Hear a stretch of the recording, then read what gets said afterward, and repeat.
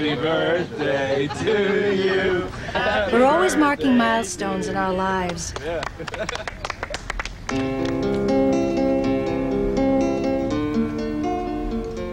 When is it that we come to an understanding of who we are and how we relate to others?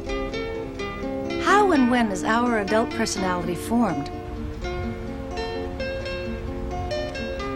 How is it that the adults we are now mirror the children we once were? Though the answers to these questions lie, at least for the most part, in the experiences of childhood, we have too long overlooked the emotional development of the very young child. Hello, I'm Rita Moreno. You may know me as a performer, but I'm also a mother. As I watched my child grow, I was fascinated by the many stages of emotional development through which she passed. Research clearly shows that infants have feelings from the very beginning of life. And building on this research as well as their own observations, Dr. Stanley Greenspan and his colleagues have recently described specific emotional stages through which children actively progress, each with its own characteristics and requirements. We also know that emotional and intellectual development cannot be separated. The two functions develop together as the child actively explores the emotional, social, and cognitive challenges at each stage. Understanding this logical sequence of emotional development can help you to see your child's progress from one stage to the next. It'll help you translate your hunches and questions about your child's emotions into active caregiving and help him along the road to healthy growth. As we look at how infants and toddlers advance through these stages of emotional development, we will see them become progressively engaged in the world and increasingly able to create and sustain warm and loving relationships. Each stage represents a challenge for the individual child and for parents and caregivers as well.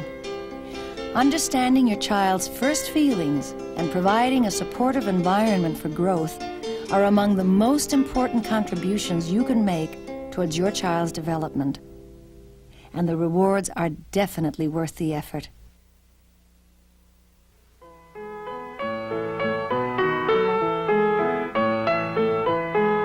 The first stage, which begins at birth, is marked by self-regulation and an interest in the world.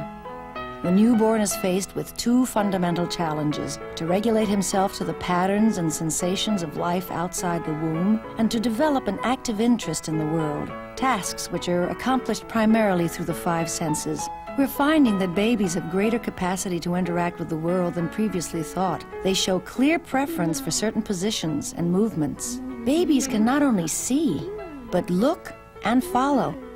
They can discriminate among and take pleasure in sounds. They can feel as well as touch.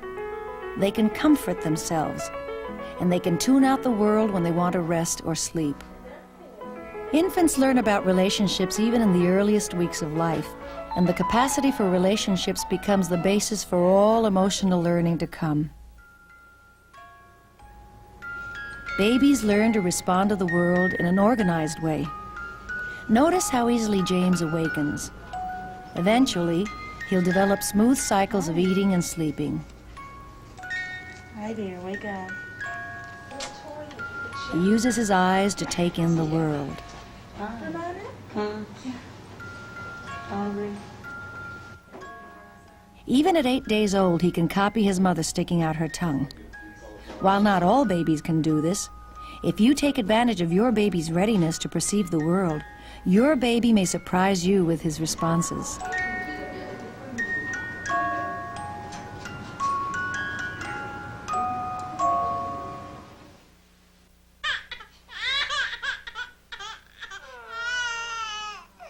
Watch as these caregivers help their infants practice using their senses. This mother discovers that her baby likes to be picked up and held.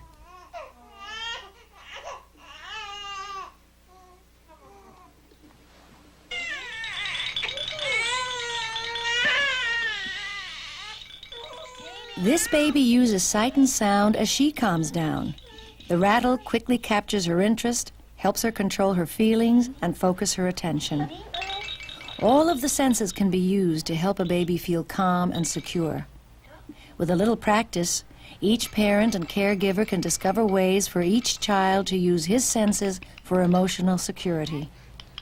This ability to feel calm and to show interest in the world paves the way for the second stage, falling in love. What are you telling, Mommy? Katie is being wooed by her mother and responds to her in turn. What? What are you telling, Mommy? What? In this love affair, baby and mother relate to each other in many ways. They look, touch, move, and talk together.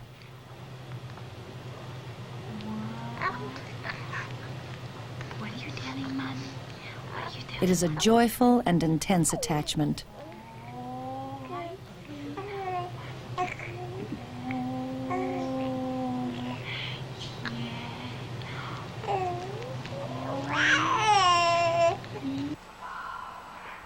Mom's loving admiration and support even motivates Danny to stand up and makes him feel proud of his own accomplishments. You stand up very well.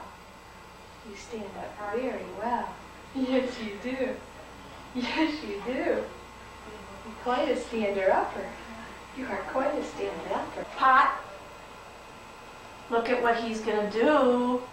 He's going to hit the pot with those things and make a lot of noise. There are many ways of falling in love. Parents or caregivers can capture their baby's attention through a common interest. This mother found a special way of wooing her baby by sharing an interest in picture books. And a book. You have books. 1, 2, 3, and there's 2 pigs. There we are. And there he is. Read the book upside down. But it's illegal. The baby looks and listens with rapt attention as her interest and excitement mount. He's got his teddy. Yes. You love to play with your teddy, too. Twinkle, twinkle, little star. A secure and loving human relationship allows Joan to reach out with confidence and pleasure.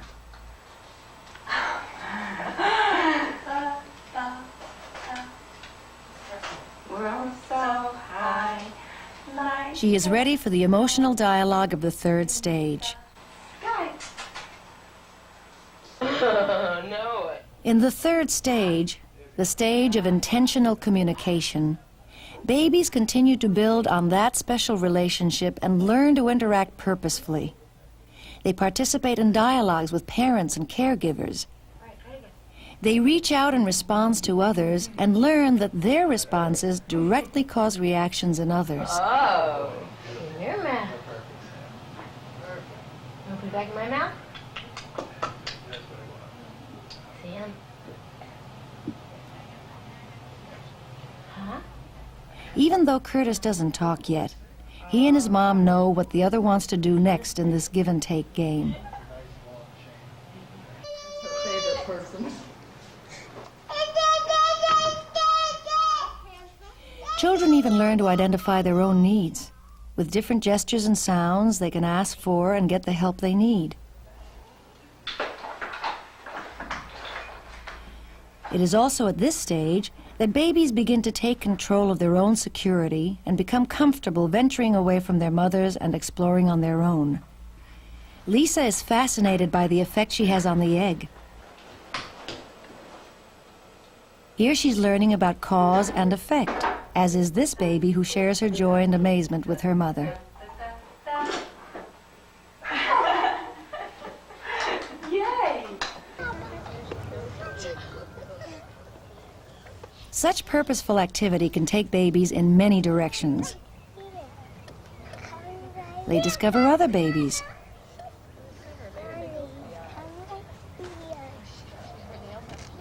But sometimes their assertiveness and curiosity can go overboard.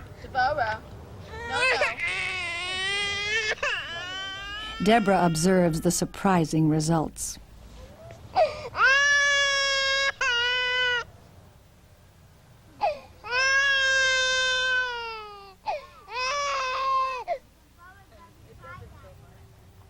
When first upset, Lavinia has the ability to calm down on her own. But when the going really gets tough, she needs her mother's comfort. Parents must be ready to step in to guide intentional activity and prevent harm. In the fourth stage, toddlers take their emotional dialogue one step further and organize their behavior in more complicated ways.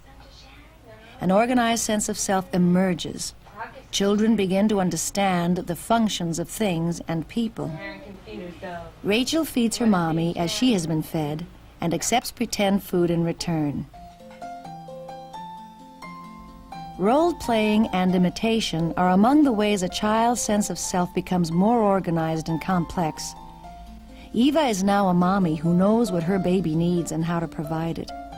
It is through such pretend play that children use their emotional experiences in innovative ways.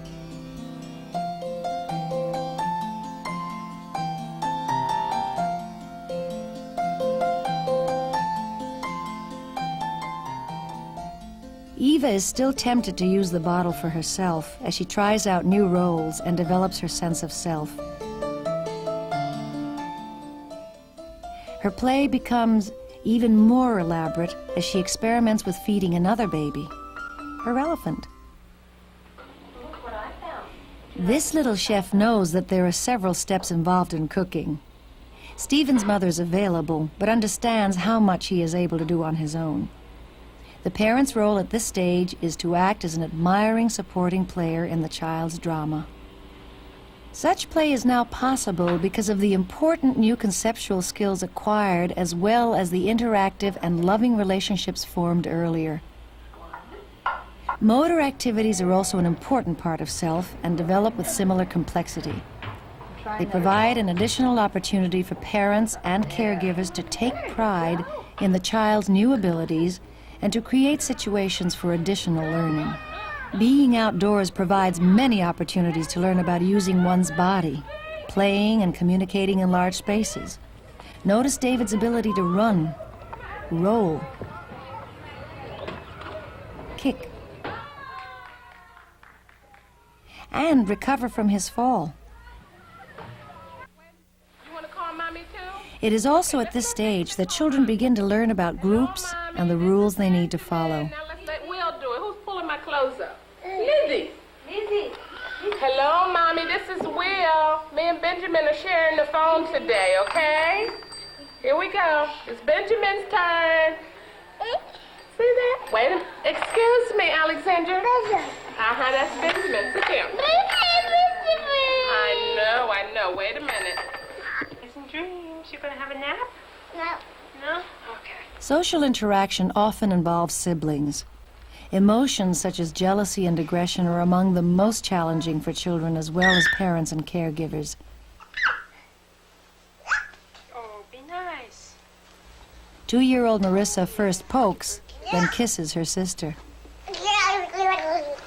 Where's your horse? Later on, siblings learn to be friends and enjoy each other.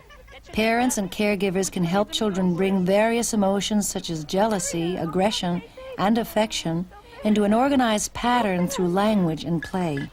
Oh, what happened to the horse?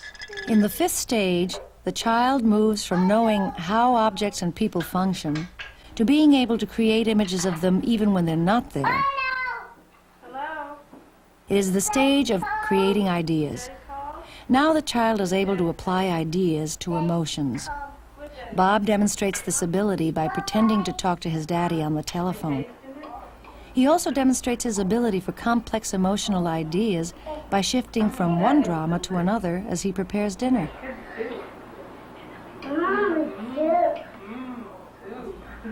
Bob is in charge of the drama.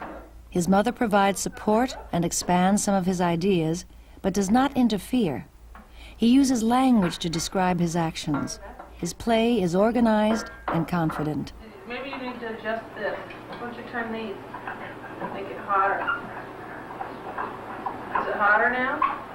Huh? Oh. Whoops, get out of the cup. Whoops. I think you need something to clean it up, don't you?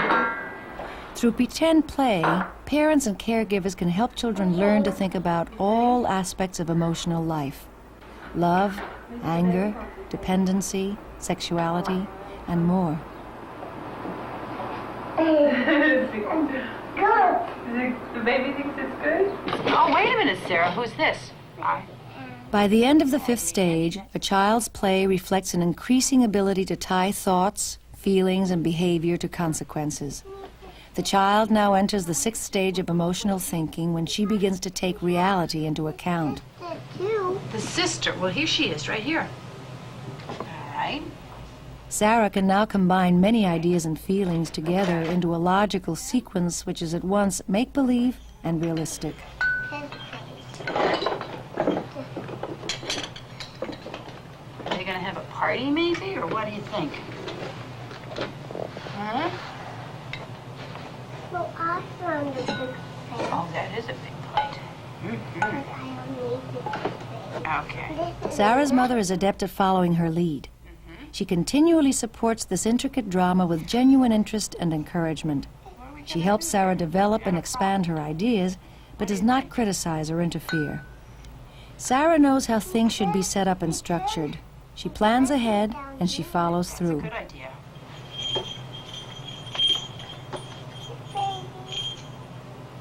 You got a lucky baby, don't you? My baby has a nice toy. She moves easily from one scene to another as she first gives the baby a toy, then calls a friend on the phone. Oh. Okay. I can sit on this. It's okay. Yes, you do it gently. It's all right.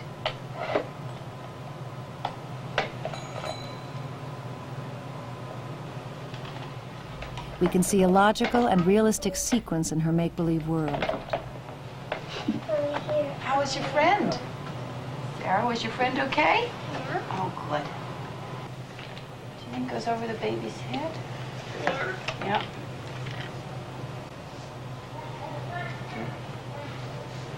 I think the... You know what we have to do? I think we have to put the baby's arms. You know how you put your arms up? Yeah. Yeah. I think the baby has to do the same thing. Will you do that? Look at the shot. Oh, did that baby get a shot? Yeah. Oh. We now know that infants and young children have distinct stages of emotional development. The exact moment emotional experience begins cannot be pinpointed, but we have seen that children are born with individual differences. As they mature physically and intellectually, they also reach emotional milestones which interact with and support all aspects of their growth. With a better understanding of these milestones, we can easily recognize, respond, and support our children as they progress through these various stages of emotional growth, just as we can track cognitive and physical growth. When we look at children, we see very special people with very real feelings. We see individuals who use their emotions in complex and wonderful ways to communicate with and relate to the people and objects that make up their world. We see human beings who need encouragement, love, and patience in order to grow more easily into adulthood. And most of all, we see ourselves.